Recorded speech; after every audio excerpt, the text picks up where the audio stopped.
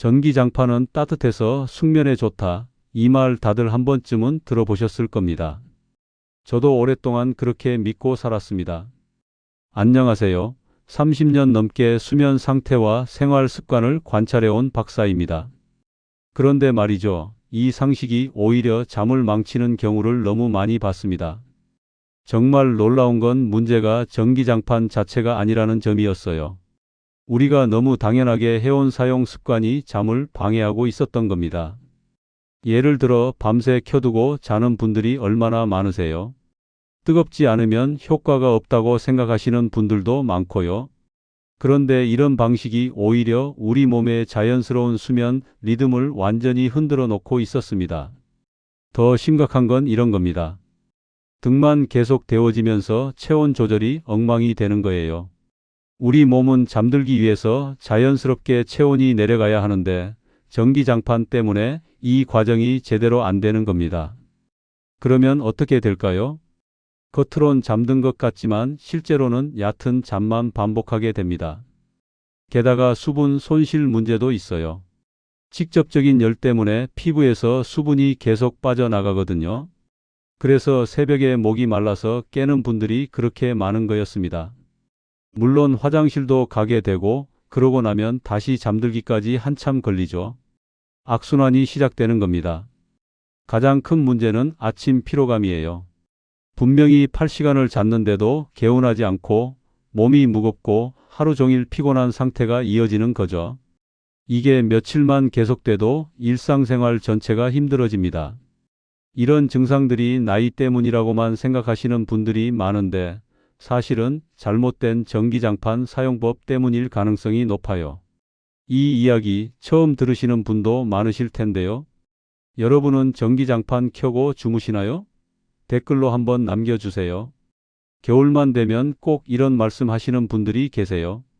형님이신 분도 있고 동네에서 오래 알고 지낸 지인도 있고요. 자기 전엔 분명 따뜻해서 좋은데 자고 일어나면 몸이 이상하게 무겁다는 겁니다. 얼마 전에 67세 김정호님이 찾아오셔서 이런 이야기를 하시더라고요. 박사님, 저는 매년 겨울이 되면 정말 이상해져요. 전기장판 켜고 잠자리에 들 때는 허리가 따뜻해서 금세 잠들거든요. 그런데 새벽 2시, 3시쯤 되면 꼭 깨요. 처음엔 화장실 때문인가 했는데 그게 아니에요. 그냥 깨는 거예요. 입도 바짝 마르고 허리는 뜨겁고 다리는 차갑고요. 물 한 모금 마시고 다시 누우면 또 한참을 뒤척여야 잠들어요.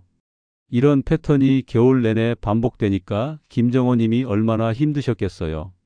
낮에는 졸리고 밤에는 깊이 못 자고 아침엔 일어나기 싫고요. 나이 들면 다 이런 건가 싶어서 그냥 참고 살았는데 너무 답답해서 왔어요. 이렇게 말씀하시는 모습이 안타까웠습니다. 그런데 더 놀라운 건 72세 이명숙님 사연이었어요. 이분은 아예 물을 머리맡에 준비해 놓고 주무신대요. 박사님, 저는 겨울만 되면 목이 말라서 깨는 게 일상이에요. 처음엔 감기 기운인가 했는데 아니더라고요. 전기장판 켜고 자면 새벽에 꼭 한두 번은 물을 마셔요. 그러면 또 화장실 가고 싶어지고 그러다 보면 새벽 4시까지 뒤척이게 돼요. 아침에 일어나면 얼굴이 푸석푸석하고 몸도 개운하지 않고요. 저도 예전엔 그 말을 대수롭지 않게 넘겼습니다. 나이 들면 원래 잠이 얕아지는 거지 겨울이라 그런 거겠지 하고요.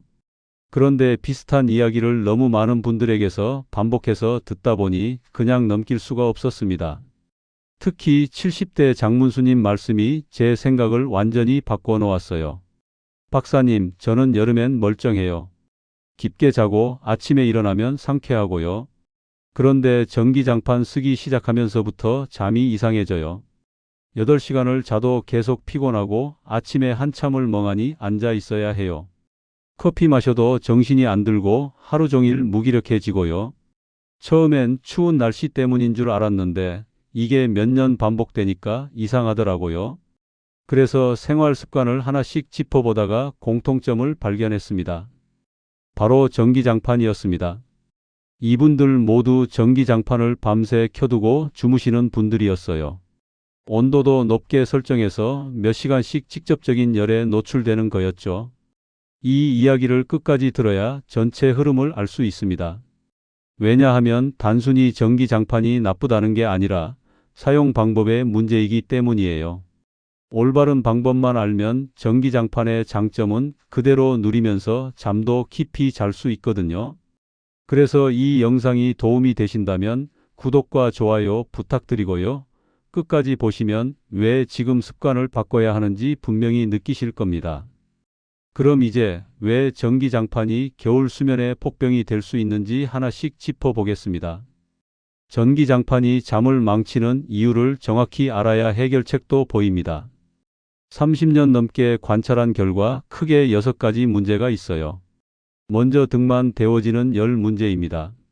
전기장판은 방을 데우는 게 아니라 등을 직접 데웁니다.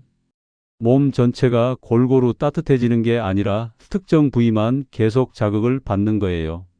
우리 몸은 원래 수면 중에 체온이 고르게 분포돼야 하는데 등만 계속 뜨거우면 체온 조절 시스템이 혼란을 일으킵니다. 국내 수면환경연구원에서 발표한 자료에 따르면 국소 열 자극은 깊은 수면 진입을 방해할 수 있다고 보고됩니다. 특히 허리와 등 부분에 지속적인 열이 가해지면 자율신경계가 각성 상태를 유지하려 한다는 거죠. 앞서 말씀드린 67세 김정호 님이 허리는 뜨거운데 몸은 개운하지 않다고 표현하신 게 바로 이런 이유예요. 이런 상황을 피하려면 이불 속을 먼저 데우고 직접 닿는 열을 줄여야 합니다. 주의할 점은 뜨거운 느낌이 나면 이미 과한 상태라는 겁니다. 여러분도 허리만 유독 뜨겁다고 느낀 적 있으신가요? 두 번째는 밤사이 수분 손실입니다. 뜨겁지 않아도 피부 수분은 계속 빠져나갑니다. 전기장판의 건조한 열 때문에 피부 표면에서 수분 증발이 가속화되는 거예요. 특히 등과 허리 부분은 장시간 열에 직접 노출되니까 다른 부위보다 수분 손실이 심합니다. 해외 수면환경연구소에서 건조한 열 환경은 야간 탈수를 유발한다고 밝혔습니다. 연구 결과에 따르면 8시간 동안 전기장판을 사용할 경우 평상시보다 30% 이상 수분 손실이 증가한다는 겁니다. 72세 이명숙 님이 자다 깨서 물을 찾는 날이 잦아졌다고 하신 것도 이 때문이에요. 몸이 탈수 상태가 되면 자연스럽게 갈증을 느끼고 깨게 되거든요. 이런 문제를 해결하려면 전기장판 사용 시간을 줄이고 방 안 습도를 유지해야 합니다. 중요한 건 목마르지 않아도 탈수는 진행될 수 있다는 점입니다. 아침에 입이 바짝 마른 날 자주 있으신가요? 세 번째는 체온 조절 혼란입니다. 잠들기 위해선 체온이 자연스럽게 내려가야 합니다. 우리 몸은 저녁이 되면 뇌에서 멜라토닌이라는 수면 호르몬을 분비하는데 이때 체온도 함께 떨어뜨려서 잠에 빠지게 만듭니다. 그런데 전기장판 때문에 외부에서 계속 열이 공급되면 이 자연스러운 체온 하강이 방해받아요. 한국수면학회 자료에 따르면 체온 하강이 깊은 잠의 핵심 조건입니다. 정상적인 수면에서는 체온이 0.5도에서 1도 정도 떨어져야 하는데 전기장판 때문에 이 과정이 제대로 안 되는 겁니다. 69세 박영수 님이 밤새 덥다 춥다를 반복했다고 하신 것도 바로 이런 체온 조절 혼란 때문이에요. 몸은 체온을 내리려 하는데 전기장판이 계속 데우니까 자율신경계가 혼란스러워하는 거죠. 이 문제를 해결하려면 잠들기 전에 열 공급을 차단해야 합니다. 이불을 걷었다 덮는 행동이 반복되면 체온 조절에 문제가 있다는 신호입니다. 자기 전엔 덥고 자다 보면 또 추워지시나요? 네 번째는 얕아지는 잠입니다. 몸이 회복 모드로 못 들어가면 잠은 길어도 얕습니다. 수면에는 렘수면과 놀렘수면이 있는데 깊은 회복을 위해서는 놀렘수면 3단계까지 가야 해요. 그런데 전기장판 때문에 체온 조절이 안 되면 깊은 수면 단계로 못 들어갑니다. 계속 1단계, 2단계 얕은 잠만 반복하게 되는 거예요. 국내외 수면 연구에서 수면 깊이와 회복력은 시간보다 질이 중요하다는 연구 결과가 많습니다. 하버드 의과대학 수면연구센터에서도 수면의 질이 떨어지면 아무리 오래 자도 피로가 누적된다고 밝혔어요. 75세 최순자님이 8시간을 자도 늘 피곤하다고 하신 것도 이런 이유입니다. 겉보기엔 충분히 잤지만 실제로는 회복이 안 된 거죠. 이런 상황을 바꾸려면 전기장판은 예열용으로만 사용해야 합니다. 밤새 켜두는 습관은 누적되면서 만성 피로로 이어집니다. 잠은 잤는데 쉰 느낌이 없으신가요? 5번째는 아침 피로 누적입니다. 겨울 아침 피로는 수면 환경에서 시작됩니다. 밤새 얕은 잠만 자면 성장 호르몬 분비도 줄어들고 면역력도 떨어지고 스트레스 호르몬은 높아집니다. 특히 시니어분들은 회복력이 예전만 못하니까 이런 영향이 더 크게 나타나요.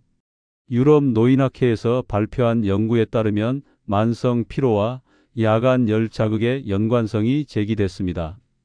수면 중 지속적인 열 자극이 코티솔 분비를 증가시켜서 아침 피로감을 높인다는 거죠.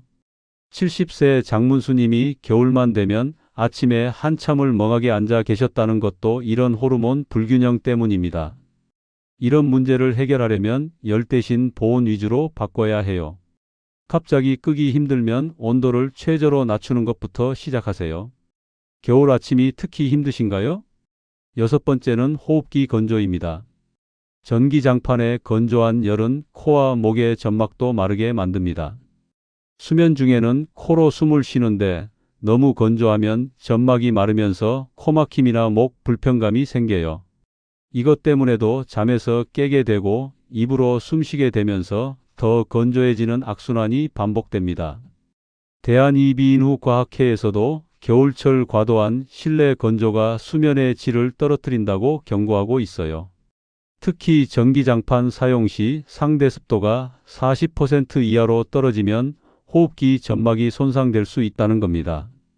이런 상황을 방지하려면 가습기를 함께 사용하거나 젖은 수건을 방에 걸어두는 게 좋습니다. 아침에 목이 따갑거나 코가 막혀서 깨는 일이 있으신가요?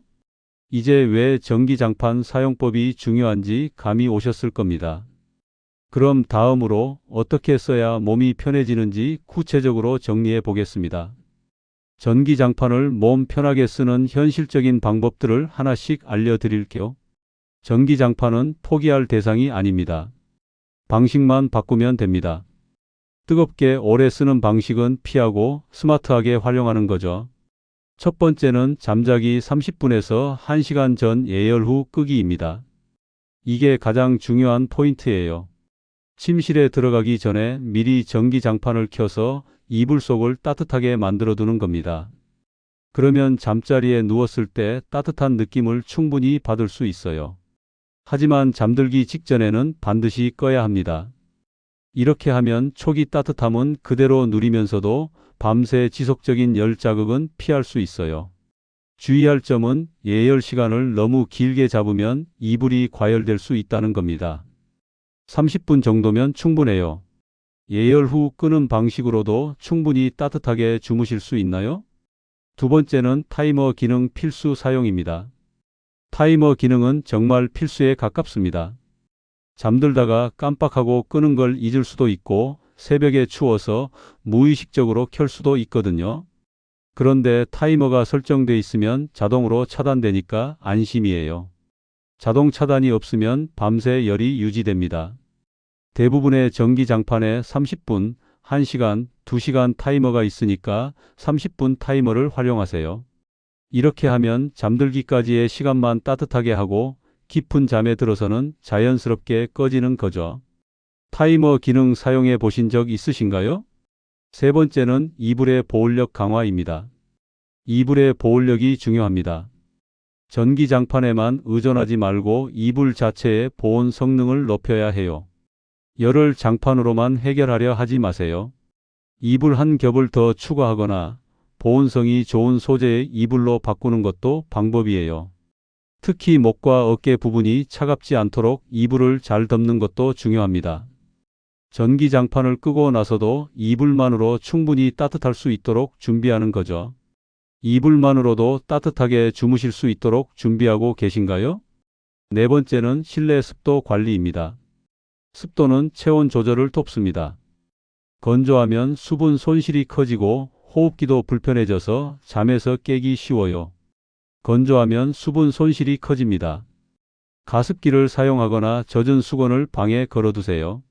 적정 습도는 50에서 60% 정도인데 전기장판을 사용하면 습도가 급격히 떨어질 수 있어요. 그래서 의식적으로 습도를 관리해야 합니다. 식물을 키우거나 물을 담은 그릇을 방에 두는 것도 도움이 돼요. 방 안이 너무 건조하다고 느끼시는 날이 많으신가요? 다섯 번째는 낮 시간 충분한 수분 섭취입니다. 수분은 밤이 아니라 낮에 채워야 합니다. 전기장판 때문에 수분 손실이 많아지니까 평소보다 물을 더 마셔야 해요. 하지만 밤에 마시면 화장실로 이어집니다. 그래서 낮 동안 조금씩 자주 마시는 게 좋아요. 한 번에 많이 마시지 말고 30분마다 한 모금씩이라도 꾸준히 섭취하세요. 이렇게 하면 몸에 충분한 수분이 저장돼서 밤에 갑작스럽게 목마르는 일이 줄어들어요. 낮에 물을 충분히 드시고 계신가요? 여섯 번째는 잠옷과 침구 소재 선택입니다. 합성 소재보다는 면이나 린넨 같은 천연 소재가 좋아요. 통풍이 잘 되고 수분 흡수력도 좋거든요. 특히 전기장판을 사용할 때는 몸에서 나는 열과 습기를 잘 배출할 수 있는 소재를 선택해야 합니다. 너무 두꺼운 잠옷보다는 얇은 면, 소재 여러 겹이 체온 조절에 도움이 돼요. 침구도 마찬가지로 통풍이 잘 되는 소재로 선택하시는 게 좋습니다. 잠옷이나 침구 소재도 신경 써서 선택하고 계신가요? 일곱 번째는 단계적 온도 조절입니다. 갑자기 전기장판을 끄기 힘드시면 온도를 단계적으로 낮춰보세요.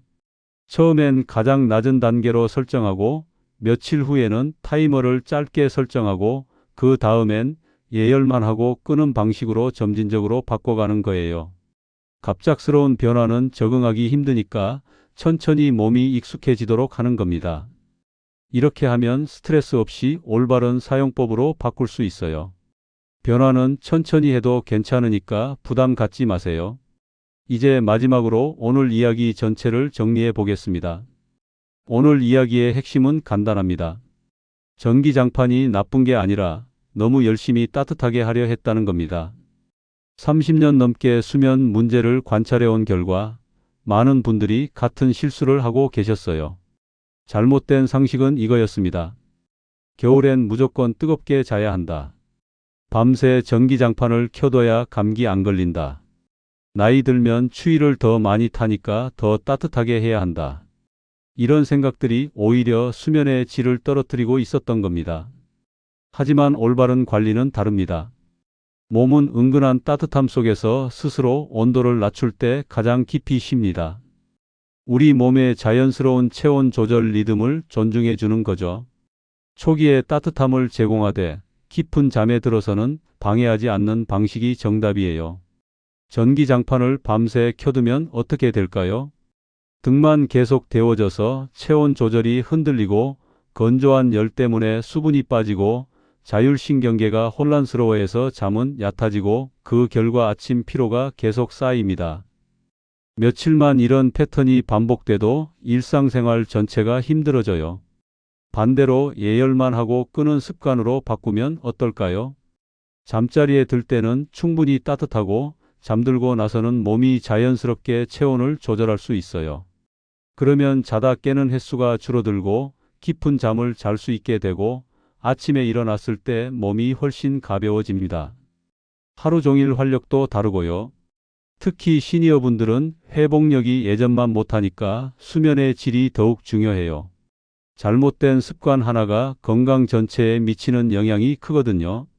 그래서 지금 바로 바꾸시는 게 좋습니다. 오늘 당장 실천할 수 있는 건 딱 하나입니다. 오늘 밤 전기장판은 미리 데우고 끄고 주무셔 보세요.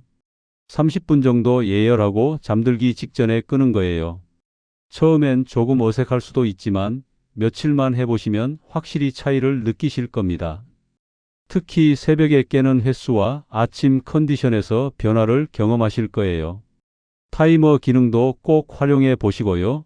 방 안 습도도 신경 써주세요. 이불의 보온력도 높이시고 낮에는 물을 충분히 드시는 것도 잊지 마세요. 이 모든 것들이 함께 작용하면 겨울 수면의 질이 확실히 달라집니다. 다음 영상에서는 겨울철 새벽에 꼭 깨는 시간대가 정해져 있는 이유에 대해 이야기해 보겠습니다. 새벽 2시, 3시에 깨는 분들이 유독 많은데 이게 우연이 아니거든요. 체온 리듬과 호르몬 분비 패턴과 연관이 있어요. 이것도 알아두시면 겨울 수면 관리에 큰 도움이 될 겁니다. 오늘 내용 공감되셨다면 댓글로 여러분 경험도 남겨주세요. 전기장판 때문에 잠에서 깬 경험이 있으신지, 오늘 방법을 시도해 보신 후 어떤 변화가 있었는지 궁금합니다. 여러분의 이야기가 다른 분들에게도 큰 도움이 될 거예요.